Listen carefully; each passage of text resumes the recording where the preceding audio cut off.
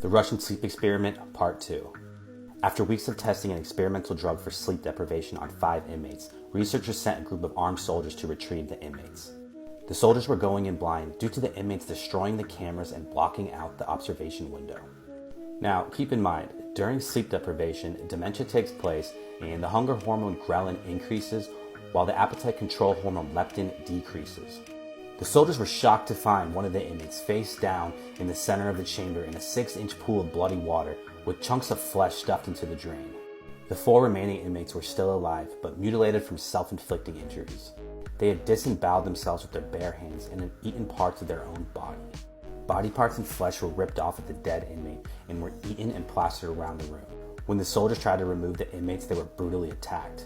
One of the soldiers died after having his throat ripped open. A total of 5 men were killed in this attempt. One of the inmates suffered a ruptured spleen and died screaming. The remaining inmates were bound and carried out for treatment. The first inmate fought vigorously, breaking bones and tearing muscle when the researchers tried to administer anesthesia. Once active, the inmate passed out and died.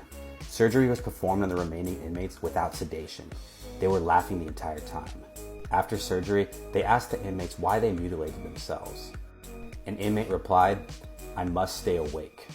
The researchers wanted to end the experiment, but the commanding officer insisted that they continue. He then commanded the researchers to join the remaining subjects back in the chamber. The chief researcher responded by pulling out a pistol and shot the officer point blank. He then shot one of the inmates in the chest to end his suffering. He was about to shoot the last remaining inmate and paused and asked, "What are you?"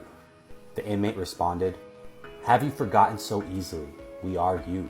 We are the madness that lurks within you all, begging to be free yet every moment in your deepest animal mind. We are what you hide from it in your bed every night.